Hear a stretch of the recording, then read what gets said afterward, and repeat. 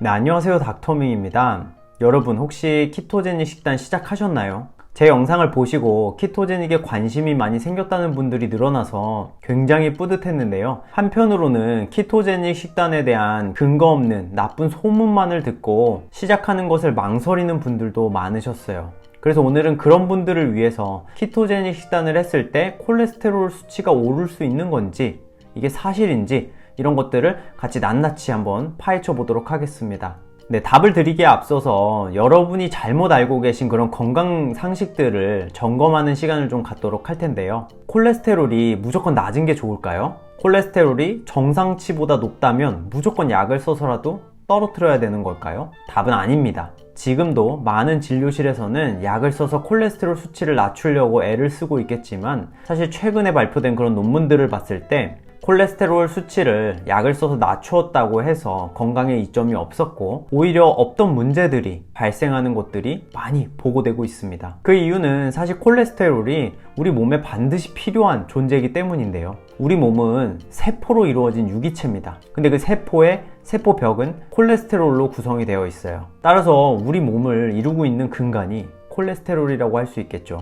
또한 체내 장기들이 서로 소통하면서 잘 작동을 하기 위해서는 그 중간중간에 신호를 전달해 줄 수 있는 호르몬이라는 게 필요한데, 이 호르몬을 만드는 데 있어서도 콜레스테롤이 반드시 필요한 재료입니다. 사진 하나 보시면 우리가 흔히 알고 있는 여러 호르몬들이 나오는데, 이 호르몬들이 다 콜레스테롤을 바탕으로 해서 만들어진다는 걸 아실 수 있을 거예요. 특히나 가장 핫한 면역 비타민, 항암 비타민 이렇게 불리는 비타민 D 역시도 햇빛뿐 아니라 콜레스테롤이 있어야지만 만들어낼 수가 있습니다. 따라서 콜레스테롤은 절대 나쁜 게 아니에요. 만약 그 수치가 증가했다면 우리 몸 어딘가에는 염증 혹은 문제가 있다는 겁니다. 그 결과로 나타난 콜레스테롤 자체를 낮추려고 하는 게 아니라 왜 콜레스테롤이 올라갔는지에 대한 근본 원인을 찾아서 해결하시려고 노력을 해야 되는 겁니다. 또한 체내 콜레스테롤에 대해서는 항상성 기전이 적용이 되기 때문에, 만약 식이지방을 우리가 많이 먹은 경우 간에서 합성되는 콜레스테롤 양은 줄어들게 됩니다.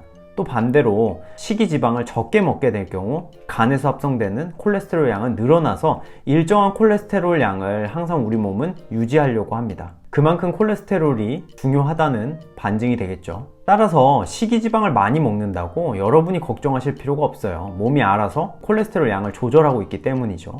그리고 LDL을 나쁜 콜레스테롤로 알고 계시잖아요. 근데 실제 LDL이 뭐의 약자냐면 Low Density Lipoprotein, 한국말로는 저밀도 지단백질입니다. 단백질이에요. 콜레스테롤이 아니란 말이죠. 여기서부터 이제 우리 LDL의 실체를 알아가는 겁니다. 이 LDL이라는 것은 콜레스테롤이 아니라 콜레스테롤을 운반하는 그런 셔틀버스 같은 존재입니다. 간단하게만 요약을 하자면 LDL은 간에서 만들어진 콜레스테롤을요, 말초 조직으로 운반해주는 출근버스예요. 거기서 이제 일을 하고 이제 콜레스테롤들이 퇴근을 하잖아요. 그럼 이제 HDL이라는 퇴근버스를 타고 다시 간으로 가게 됩니다. 따라서 이 LDL, HDL은 그냥 버스예요. 버스, 운송수단, 셔틀 같은 존재들이라는 거죠. 좋고 나쁜 그런 개념이 아니라는 겁니다. 그럼 본론으로 돌아가, 우리가 하고 있는 이 키토제닉 식단을 하게 되면 왜 콜레스테롤 수치가 올라갈 수 있을까요? 이와 연관된 아주 흥미로운 연구 논문이 있어서 제가 가져와 봤는데요. 키토제닉 식단을 하는 사람들을 대상으로 지방세포의 변화를 관찰하기 위해서 지방세포의 생검을 진행을 했는데요. 키토시스가 진행되면서 지방세포는 중성지방을 방출하면서 수축하게 됩니다. 결국 지방세포의 크기가 작아진다는 뜻이에요. 그럼 이렇게 방출된 중성지방은 간에서 케톤이라는 에너지원으로 변환이 되고 우리가 그걸 사용하게 됩니다. 반면에 콜레스테롤은 에너지원이 되지 못하기 때문에 지방세포가 일정 기간 동안 그걸 가지고 있으려고 해요. 근데 그 기간이 지나버리면 일제히 방출을 하게 되거든요. 그렇게 되면 이제 순환하는 콜레스테롤 양이 높아지게 되면서 그 높은 수치가 이제 혈액 검사를 통해서 검출이 되는 거죠. 근데 이건 아주 일시적인 상황이에요. 이렇게 높아진 콜레스테롤은 간에서 담즙에 녹아 체외로 배출이 되게 됩니다. 따라서 여러분이 만약 검사했을 때 높았다, 근데 그게 키토제닉 식단 때문이라면 너무 일찍 검사해서 그 수치가 높게 나온 거지, 조금만 더 열심히 하셨다면 결국에는 콜레스테롤 수치는 떨어졌을 거예요. 이제 답이 됐나요? 사실 여러분이 혈관 질환이 걱정이 돼서 콜레스테롤과 LDL을 검사하셨다면 완전 번지수를 잘못 찾으신 거예요. 오히려 여러분이 눈여겨보셔야 될 수치는 렘넌트 콜레스테롤인데요. 이건 토탈 콜레스테롤, 총 콜레스테롤에서 HDL과 LDL을 뺀 값인데 LDL보다 심장마비를 훨씬 더 잘 예측할 수 있는 유용한 지표로 사용되고 있어요. 24 미만이면 양호한 편이고요. 그 이상 되면 의사를 만나 상담을 통해 여러분의 건강 문제를 해결해 나가셔야 됩니다. 따라서 이 지표만큼은 반드시 기억하고 계세요. 근데 그럼에도 또 일부에서는 난 무조건 LDL만으로 평가를 할 거야 이렇게 고집을 부리시는 분들도 있으실 거예요. 근데 그런 분들은 단순히 LDL 수치에만 집중할 게 아니라 추가적인 검사가 더 필요한데 NMR 리포 프로파일이라는 검사가 있어요. 이 검사를 통해서 LDL의 타입을 확인하셔야 됩니다.